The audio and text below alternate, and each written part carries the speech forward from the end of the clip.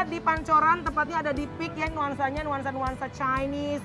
Menyenangkan banget, bisa buat foto-foto dan sangat instagramable. Ya kan Denis? Betul. Oke, bersama dengan Hotman Paris dan juga Denis Kuya, Aziz. Denis Cade. Oke, karena kita pengen ngobrol-ngobrol, Denis sama Abang, gue tanya, ada yang tahu nggak dengan badai sitokin? Ya kita hanya dengar doang. Ya. Kan kemarin ini kan heboh nih netizen plus 62 gara-gara Deddy Corbuzier ini sampai masuk ICU kritis gara-gara kehajar COVID dan masuk ke badai sitokin. Denis tahu nggak badai sitokin itu apa? Nggak tahu. Oke, Abang tahu? Nggak tahu. Lu kayak masih aja nggak tahu. Ya lu gua badai hanya sitokin. taunya katanya apa dada orang itu penuh yang putih-putih. Paru-parunya putih. Iya.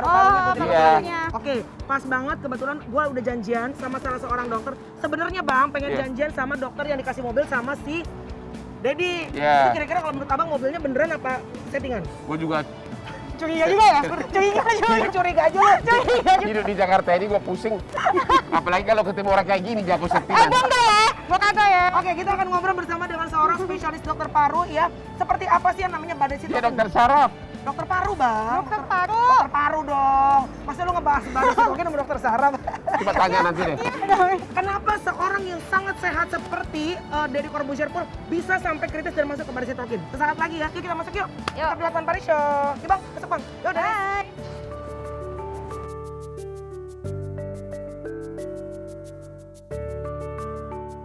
Kita sebentar lagi akan ngobrol-ngobrol seputar badai sitokin ya. Seperti apa sih orang sesehat Deddy Corbuzier aja kok bisa masuk ke dalam yang namanya badai sitokin. Kita akan punya dua bintang tamu Bang yang ini benar-benar narasumber yang kompetensinya luar biasa banget ngebahas COVID. Dr. Lukman, seorang ahli Beda saraf. bedah saraf dan juga Dr. Dewi, Ahli spesialis paru, dan RSPAD. itu dia. Yuk. Selamat sore dong. Sore. Apa kabar? Selamat sore dong. Baik, Abang silakan Bang. Yes.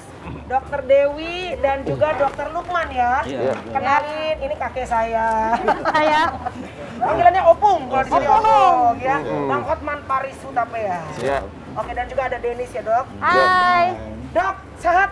Alhamdulillah sehat. Alhamdulillah. Silakan Abang. Dok, Siap. bisa ceritakan nggak secara singkat apa yang dialami oleh Deddy Corbuzier? Oh. Singkat aja, baru nanti kita Iya. bertanya. Intinya tanggal 3 itu Mas Dedi WhatsApp ke saya, Ya. konsultasi Ya. bahwa Mas Dedi juga mengalami COVID. Yang 3 hari sebelumnya sebenarnya keluarganya yang saya urusi masuk RSPAD. Oh, jadi dia ada keluarganya dulu. Dia urut karena nggak dapat rumah sakit penuh, masuk RSPAD. Terus dirawat perbaikan, tiba-tiba 3 hari kemudian Mas Dedi konsul bahwa Mas Dedi sama Mbak Aska putranya juga kena COVID. Dia sudah PCR positif.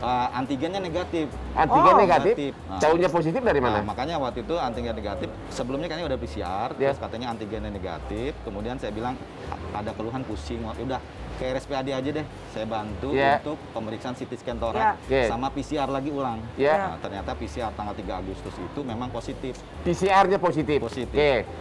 Terus? Sebentar, Dok. Maaf, city value-nya di berapa, Dok? CT-nya 28,40. Oh, Oh, sebenarnya Tinggi tengah-tengah ya, Dok? Iya, makanya Tengah-tengah. saya curiga kenapa antigen negatif. Oh. Nah, mungkin nggak dapat kan katanya di antigen. Ya. Itu Oke. 25 kan dapatnya. Iya. Kalau ke atas itu biasanya negatif. Benar. Akhirnya? Akhirnya dengan di CT scan torak ditemukan adanya kelainan di paru-paru. Sudah ada kelainan. Apa itu? Bercak putih atau apa tuh? Bercak putih. Oke, terus? Memang belum terlalu berat. Ya. Terus memang dari situ saya sarankan untuk dirawat di RSPAD. Oke. Di RSPAD beliaunya nggak mau, merasa masih fight lah, masih. Oke. Itu intinya gitu. Akhirnya kemudian sampai opname? Akhirnya udah kalau gitu kalau memang mau itu ya udah isoman saya kawal. Iya. Jadi setiap hari laporan saturasi, tensi Iya. sama Oh, saya. sempat isoman dulu. Iya, Oke, terus? saturasi bagus 97 98. Tapi Iya. detik terakhir kok makin berat, Apanya yang berat? Sakit kepala sama demam. Sakit kepala sama demam. Terus? Nah, akhirnya saya sarankan dirawat, belum mau.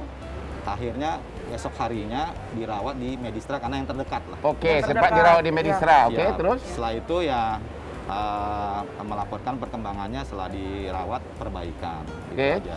Setelah itu ya sudah, ya, akhirnya saya memantau jarak jauh Oke. dari WhatsApp aja, melaporkan keadaannya makin membaik. Oke. Oke. Terus sampai kemudian badai sitokin segala cerita itu dari mana itu? Artinya dari rumah sakit swasta pindah ke RSPAD? Bukan, Jadi badai sitokin itu didapatkan ceritanya setelah dia masih medistra. Ya. Karena setelah di CT scan ulang, makin memburuk. Oke. Kaki putihnya makin tambah banyak. Ya. Akhirnya dinyatakan kemungkinan badai sitokin. Ya. Akhirnya harus dirawat. Tadinya juga masih nggak mau dirawat Oke. katanya, tapi akhirnya harus dirawat. Akhirnya beliau mau dirawat Akhirnya dirawatnya di itu rumah sakit medistra sampai sembuh. sampai sembuh. Oh, bukan di RSPAD? Jadi ya bukan. Jadi sekitar 3-4 hari mungkin dirawat di medistra, Ya. terus udah perbaikan pulang di rumah dilanjut isoman. Oke, pertanyaannya adalah obat apa yang bikin dia sembuh? Nah kalau itu kan sebenarnya harusnya dokter yang merawat, yang Ya. dokter Gunawan kan tidak hadir. Yang setahu saya Ya, diinjeksi remdesivir. Obat remdesivir dari Amerika. Ya, itu yang Oke. saya tahu selama Itu satu, kurang lebih ya. 5 hari. Ya. Obat yang lainnya saya tidak tahu. Oh begitu. Jadi remdesivir Sama ya. yang saya tahu waktu itunya mungkin obat antiinflamasi. Antiinflamasi. Methylprednisolone. Oh begitu. Ya. Remdesivir Kemungkinan, ya. Apa itu Bang? Aku ada nih semua nih. Apa ini? Ini dokter obat-obatan Saya COVID? dokter bidang hukum tapi juga sudah mendalami bidang kesehatan juga. Apa ini Bang? Remdesivir kan? Ya. Nah, inilah remdesivir. Yuk, ini Ini obat dulu COVID Bang. Amerika. Ya. Ya. Obat COVID tuh ya? Ya. Bukan obat COVID kali ya, dok, karena kan Ya, COVID ini nggak ada dokter, ini ada obatnya ya. disuntikan di infus ya, Pak ya. Nah ini yang ahlinya. Oke. Ah, ini dokter Dewi, Dewi ini adalah dokter paru ya, spesialis paru Ya. ya dok. Dok, kan tadi dikatakan informasinya bahwa COVID itu belum ada obatnya. Jadi sebetulnya diobatin adalah imunitas badan kita kan dok, kekuatan badan kita. Ini correct me if I'm wrong ya dok ya. Nah ini apa dok? Remdesivir ini fungsinya untuk memperbaiki apa di badan kita dok? Ya, FDA itu seperti badan POM-nya Amerika. Ya. ya, ada dua. Memang waktu itu ya kita sampaikan bahwa obat untuk antivirusnya adalah dua. Yaitu? Yang favipiravir atau Avigan. Favipiravir. Oke, Adakah? nih. Ada. Remdesivir ada. Ya. Eh. Avigan, Ini ya. memang Avigan? Avigan. Ada. Gila. Apa lagi? favipiravir itu sebenarnya nama generiknya. Nama generiknya. Generiknya. Sama, ini Avigan juga nama Nama paten. Ya. Nama Ya, paten. ya. Ini juga kan sempat dipakai? Ya. Apa Ya. itu? Oseltamivir. Oseltamivir. Ya. Inilah. Oh yang penyintas COVID aja nggak ngerti loh dok, ini obat-obat ini dok. Terus Astaga, ada Dok. lagi belakangan ini Ah. Ivermectin, ya kan? Ya, ada. Ini Indofarma, ini PT Harsen. Ya. Mana itu Kan- PT Harsen? Ya, Saya- ini kan nama generik kan dimunculkan. Oh, oke. Apa? Mana lagi? Habis Ini. obatmu. Oke, pertanyaan saya Ya. nih, Bu. Pertanyaan saya. Ini kan semua antivirus. Ya kan? Yang mana yang sebenarnya kita harus pakai banyak begini? Coba. Gimana, dok? Ya, Yang mana yang paling tepat? ya kan ya perhimpunan. Ada 5 perhimpunan Ya. yaitu ada Perhimpunan Dokter Paru Indonesia, Perhimpunan Dokter Penyakit Dalam. Ya. Kemudian ada Perhimpunan Jantung ya, Ya. Jantung, Perki, kemudian ada anestesi dan IDAI anak. Jadi dari 5 perhimpunan besar tersebut mereka sudah membuat protokol pengobatan. Yaitu Protokol pengobatan ada, tapi dikatakan memang obat definitif untuk COVID belum ada. COVID ini kan barang baru, Bang. pertanyaan saya, sebelumnya saya tanya dokter paru, rekomen oseltamivir. Tapi belakangan katanya diganti dengan Apa? Pak? apa nih? Apa- Favikal Ya. atau Avigan. Ya. Pertanyaan Avigan, saya yang up to date sekarang untuk antivirus yang mana, Dok? Kita Remdesivir Amerika. bukan soal Amerikanya, bukan soal Amerikanya, tapi remdesivirnya sama. Kalau kasusnya ringan Ya. dan obatnya banyak, Ya. kita berikan kasus ringan ya, kita berikan adalah favipiravir. Favipiravir. Ya, tetapi kalau misalkan kasus yang sudah masuk perawatan, kita berikan remdesivir. Oh, begitu. Ya, tapi untuk kasus-kasus yang sudah bergejala. Ya. Tapi kalau misalkan kita positif, kita hanya OTG saja, nggak usah obat-obat ini. Dikasih apa? Multivitamin. Multivitamin. Iya, multivitamin iya, daya iya. tahan tubuhnya yang diperbaiki. Tapi pemicu badai sitokin tuh pemicu utamanya apa dok? Ini Dennis yang cadel itu loh, Bu, yang suka bikin kasus. Ya, coba. Sekarang. Iya. Pemicu Jadi kalau utamanya. badai sitokin itu terjadi mungkin rame-ramenya sejak waktu kita flu burung sebenarnya. Ya. Jadi badai sitokin sebenarnya terjadi pada proses inflamasi atau proses peradangan atau proses infeksi yang berat itu bisa terjadi. Yaitu apa itu badai sitokin? Jadi sitokin itu sendiri adalah protein ya di dalam tubuh Ya. yang dia akan memanggil-manggil nih, akan manggil-manggil untuk sistem imun tubuh kita bahwa misalkan di paru nih. oh di paru tuh ada infeksi virus. Jadi sitokin itu menginformasikan sehingga bala tentara atau imunitas dalam tubuhnya dia datang ke paru. Nah, Oke. dia akan mematikan sel virus-virus tersebut, imunitas tadi, imunitas. Iya. Nah, pada saat ini sudah mati, sudah dilawan oleh imunitas, tetapi ternyata sitokin itu terus manggil. Memanggil Oh, bala jadi tentara. berperang mereka. Ya, jadi dia Dan dia malah menang jadi gitu? malah merusak. Itu tadi Oh. jadi parunya malah rusak. Artinya terjadi perang dengan anti imun dan dia menang gitu. Virusnya sebenarnya sudah teratasi sebenarnya. Iya. Cuman si sitokin yang memanggil tentara-tentara atau sel imunitas itu merusak jaringan yang ada di sekitar situ. Jadi walaupun sudah negatif tetap bisa kena gitu. Bisa, makanya observasi ketatnya bisa di 6 sampai 7. Walaupun pasien kadang-kadang bisa lebih ya, masih proses ada infeksi terus. Artinya kalaupun sudah negatif tetap harus diperiksa. Apanya? Harus dimonitor terus atau gimana? Iya, tetap. Dok, Jadi kita kan mesti melihat kondisi pernafasannya. Kedaruratannya adalah sesak kan nggak enak. Kalau Iya. misalkan kasus COVID kan keluhannya bisa kalau anosmia saja ringan Iya, gitu iya. ya. Tetapi diare juga nggak begitu. Tetapi kalau udah kena saluran Sesak. nafas kita kan lewat paru, nggak bisa lewat tempat Iya. lain. Tapi ini menarik nih dok, bahwa gini, kan aku juga penyintas COVID dok, dan kebetulan lumayan bergejala sampai masuk rumah sakit juga dok. Kalau dulu kan kita berpikirnya pada saat kita sudah negatif, aman nih, bisa dipulangkan ke rumah. Tapi ternyata belajar dari kasusnya Dedi, nggak tahu karena memang si virusnya bermutasi dok, atau memang kitanya juga mungkin kasusnya baru tahu gitu, bahwa ternyata pada saat pasien sudah negatif pun ada possibility bisa masuk lagi ke baris sitokin ya dok ya?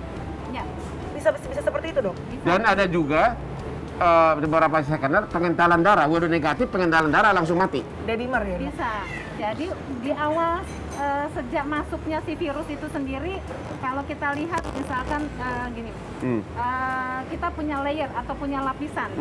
Kita ini namanya bola-bola atau balon-balon udara. Jadi kita nafas masuk sampai ujung-ujungnya di sini. Ini adalah tempat pembuluh darah. Nah, di pembuluh darah ini kan dia bisa keluar masuk oksigen yang dari yang isi masuk ke darah.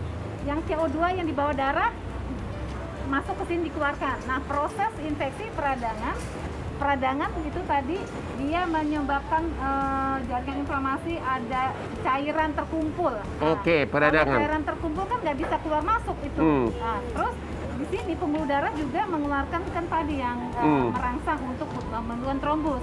Trombus itu kayak apa kalau jalan macet ada sumbatan. Kayak ngeblok gitu ya, Dok, ya? Itu Ya. memang akibat dari proses itu. Bawa Badai semua. sitokin itu menyerang tubuhnya berapa lama prosesnya? Di kisaran 6-7 hari itu bisa terjadi. 6 sampai 7 hari. Ya, tapi itu Oke. tadi kan kalau kedokteran tuh bukan 2 tambah 2 Ya. 4. Jadi Beda-beda ya, Beda-beda. Dok? Jadi Beda-beda ada ya. orang yang 3 hari langsung drop. Oke. Tapi ada orang yang Dalam keadaan badai sitokin begitu, obatnya adalah ini tetap remdesivir. Terus apa ini? Favipiravir. Favipiravir, Favipiravir. ya remdesivir. Salah satu aja yang dipakai. Hah? Salah Jangan satu dua-duanya. aja. Oh, nggak boleh dua-duanya. Bisa. Oke. Ntar terlalu cepat menuju ke sana. Selama ini disiapin semua loh. Betul. Karena Selama semua ini punya gimana ini yang mekanisme. selalu azoma antibiotik Azitromycin. azitromycin 500 ml. Ini gimana ini? Masih dipakai nggak? Ya, itu tadi sekarang dengan revisi yang terbaru Ya. itu kita tidak memakai Tidak pakai lagi antibiotik. Ya, pokoknya revisi terbaru untuk kasus yang ringan, kasus yang OTG kita tidak memakai. Kalau gawat pakai. Ya, Bisa kita double sama ini? Bisa, Bisa. bisa. Makanya kita jangan terpaku semua akan dipakai, enggak, hati-hati. Badan kita tuh mesti nanti kalau dijejelin obat banyak kasihan ginjal. Kita nggak apa-apa, ginjal kita rusak. Aku sudah setahun gua jejalin, asal gua curiga gua makan. Oh, ada satu lagi. Katanya konsultasi nih, bayar nih sama dokter nih. Ivermectin, biar rakyat tahu. Ya. Ivermectin itu ada 2, satu PT Harsen, satu Indofarma. Yang mana yang benar, Bu? Sama. Sama ya? Tuh, kan sama dengar tuh. Jangan dua-duanya abang Sama. minum, nggak ada gunanya. Oke. Sama isinya, yang penting isi, Pak. Oke, Abang, isi. jangan kemana-mana, kita masih akan lanjut balik lagi. Tentunya sehat bersama dengan Hotman Paris Show.